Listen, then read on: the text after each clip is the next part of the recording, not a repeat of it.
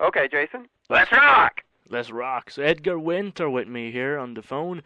You've just had a new album come out last year, and Slash got to play with you and all this stuff. How did that album do in the ratings? You know, the sound was completely rock, different than what you've been doing lately. Well, I was really happy that it got some radio airplay, and it was really the album that I wanted to make. Uh, it was a full-out rock and roll, and very similar to what we were doing back in the '70s. And sadly, I miss that era. I think that we're all tempted to feel that the time in which we grew up was somehow special, but looking back at it objectively, I really do believe that there were two golden eras in music, the 40s and 50s for Right. big band, swing, jazz, and the 60s and 70s for rock, and Rebel Road, which was the title of the last album, was really made, just to try to rekindle that energy and excitement and the vibe of what was going on at that time.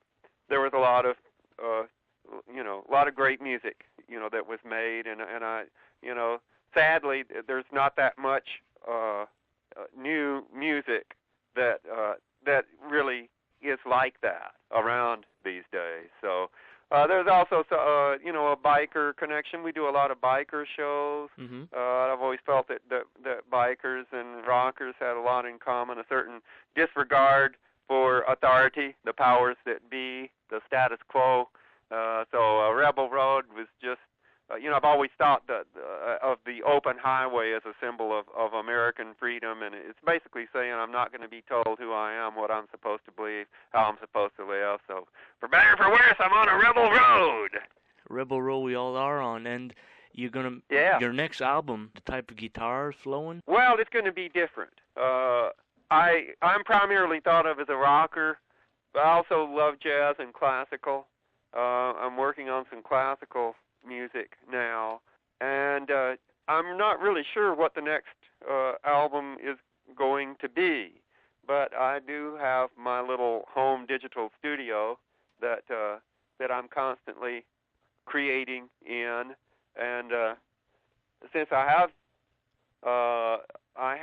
so much that I'm interested in, and I have the capabilities, to do a lot of things at home. Rebel Road was really a band. That was a band effort, a collaborative effort, and it had a lot of guests on it. Slash was on the title track.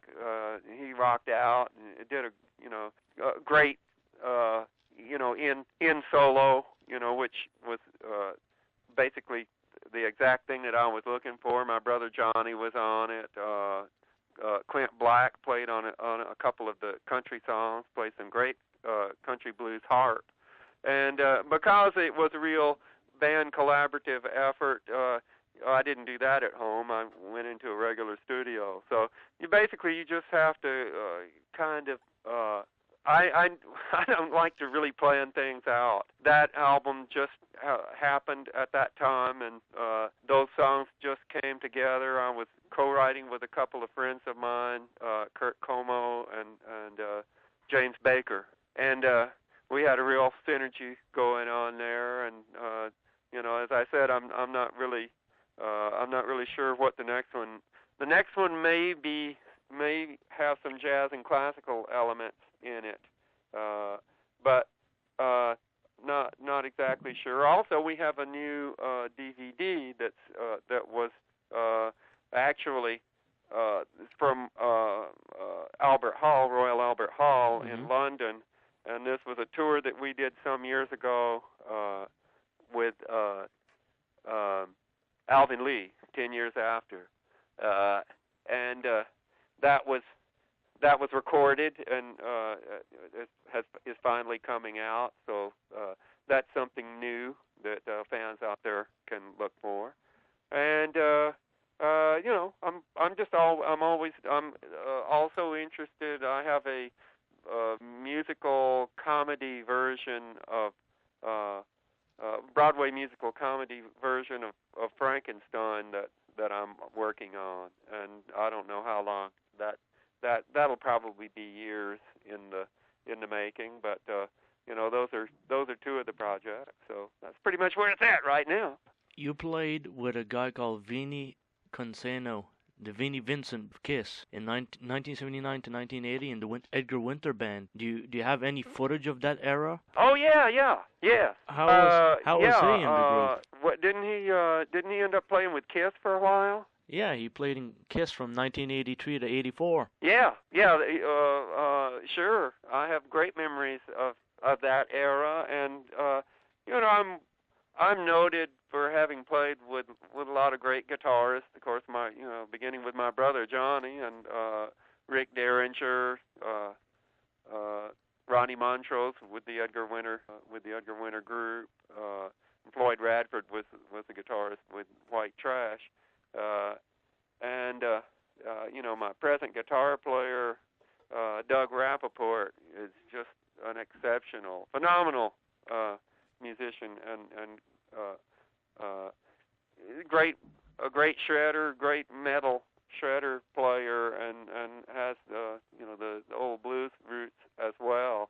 But yeah, I remember Vinnie. We had a great time, and it was really gratifying to see him go on after that to success with Kiss, and wish him well. How did you discover Vinnie Vincent? I was living in New York at the time, and he was just in that circle of musicians, of friends of friends that were musicians, and was recommended to me. I forget exactly how that came about, but that was a really interesting band that we had at that time. And who was in the band? I don't remember. Maybe I don't know if Dan Hartman knew Vinnie. Possible.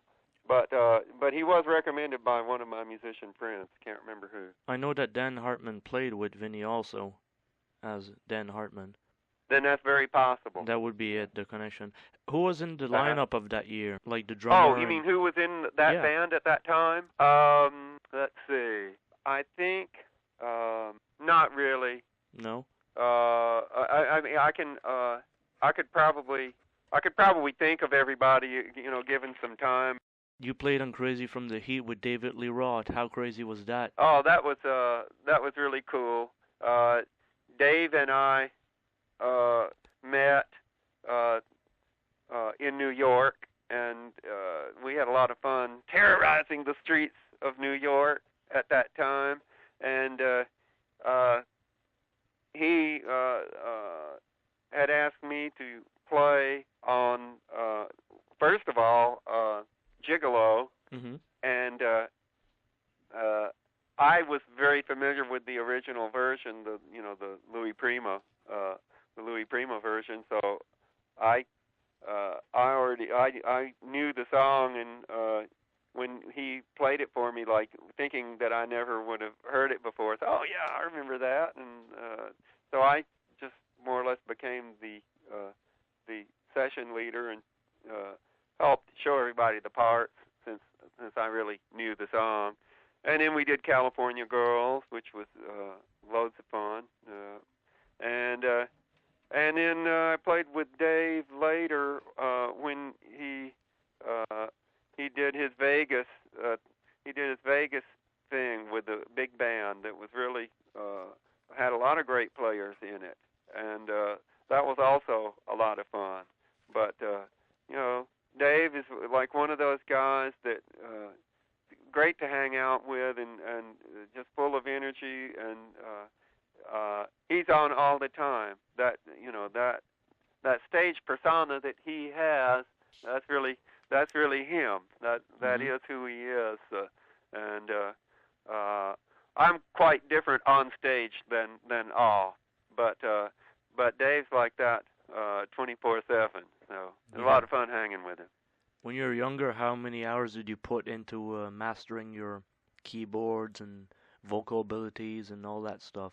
Well, I never thought of it as I've never thought of music as a career or music as work, or I never really thought of practice as work for that matter. And I started, when I was 4 years old. Johnny, my brother, and I started out playing ukuleles, singing Everly Brothers songs. And I don't really remember this, but my mother tells me we were on a local radio show when I was 4. I remember when I was 6. I remember it was a show called the Uncle Willie Show, the kids show. But then Johnny graduated to guitar, and I played guitar for a minute and realized it became apparent that he was going to be the guitar player in the family. So my mother played beautiful classical piano, and my dad played guitar, banjo, played alto sax in a swing band in his youth. So I started, I think I played bass. I think I played electric bass first. And I took up drums. I played drums for a while. And all of this was in my brother Johnny's band. And then in my teens, I got interested in horns. I found my dad's old alto sax up in the attic, and then I discovered jazz and started listening to Cannonball Adderley was one of my favorites. Earl Bostic, I used to love John Coltrane, Miles, like all of the Monk, all the jazz guys, and I loved all of the Honky Tonk, Bill Dockett, and all of the Little Richard songs that had sax solos on them as opposed to guitar solos. So the sax was really the most rocking instrument next to guitar. So that became really became and still is to this day my main instrument. And then of course with keyboards, with the advent of the synthesizer, I used to love all the old sci-fi movies that had primitive theremin and synthesizer, like Forbidden Planet, and I wanted to do something new with the synthesizer, and I'm variously acclaimed and accused of ushering in that whole era. Synthesizer was there was a lot of controversy about it, and a lot of people thought that synthesizer was dehumanizing music, and I was always an advocate of the synthesizer. I believe that it is one of the most human instruments that there is. It's a high-tech instrument, but high-tech is human. Like if you compare a synthesizer to a piano, I mean, a piano is a machine. It's rods and hammers, and it's a good symbol of the Industrial Revolution. But it's very limited. All you can do is strike a key, and you've got a sustain pedal, and that's it. With a synthesizer, you can change the timbre. You can make it sound like virtually anything. You can introduce modulations like growl and vibrato. You can bend notes like you can on a guitar. And all those things to me make it very human as opposed to a piano. So and I love playing all the instruments. I would get really bored, if I were restricted to just playing one instrument or one style of music. There's a whole world out there, and I've never been able to understand, why there's so much seemingly, like to me, senseless musical prejudice that exists. I've never been able to understand why people who love classical can't appreciate rock, or why people who love country you can't dig jazz. There are valid forms of music, and they're all great, and I just think it's almost like a kind of subliminally a kind of musical segregation, to expect, to take all these people, okay, all right, here are the black guys that are going to play blues, and here's the rock and roll camp, and all these intellectuals are going to play jazz. It just, I like seeing the people like, like Sting, who has a great pop writer, but has a jazz sensibility. And you talk about the differences between country and jazz, like the country people think jazz is just a bunch of noise, and the jazz people, think country is just really simplistic. And then you get somebody like, say, a Bruce Hornsby, who's really a fluid jazz soloist, and yet his music retains the simplicity and sincerity of country. So Ray Charles was probably my biggest and most profound influence, and Ray was great at mixing styles. He pretty much did it all, and really changed my life, and he was certainly one of my musical heroes. Very interesting. What are you doing now for touring? Are you still touring as you used to? Oh yeah, we're well, we played our last show this year, and I'm working on new stuff at home, and I pretty much tour continually. Non-stop. It's not it's not like it used to be in the old days where we would take time off and then have organize real tours that were rooted. I like to be around home. So we're sort of like weekend warriors. We'll go out and play on the weekends, and I really like it that way because I can do 100 shows, 100 to 150 shows a year. I mean, if you play 2 nights a week, like Friday, Saturday, in 50 weeks, that's 100. 52 weeks. That's 100 shows.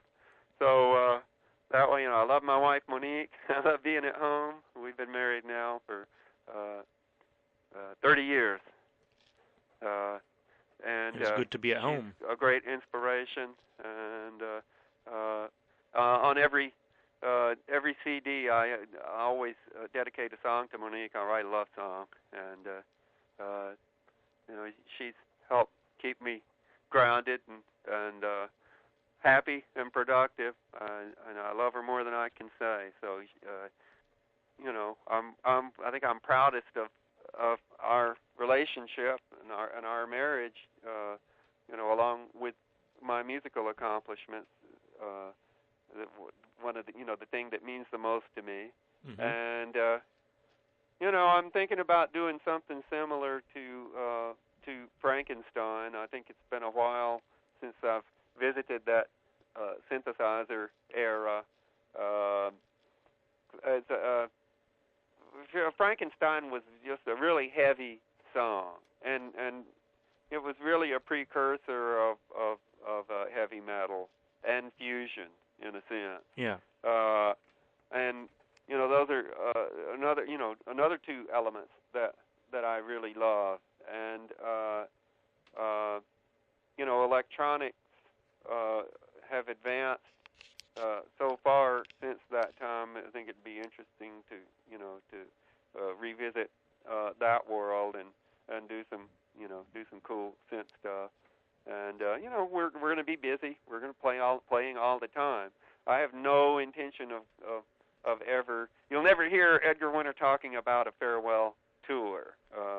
I'm in it for life. So for all the fans out there that have followed our music over the years, I really appreciate it. I want to thank everybody for continuing to come out to our shows and buy the CDs, and everyone who's followed my career as well as that of my brother Johnny's. It means the world to me to do what I most love and see people out there enjoying themselves and having a good time. So I hope our paths will cross sometime soon, and until then, keep on rocking! Edgar Winter, you're great, man. You're great. Thank you for the awesome interview. Cool.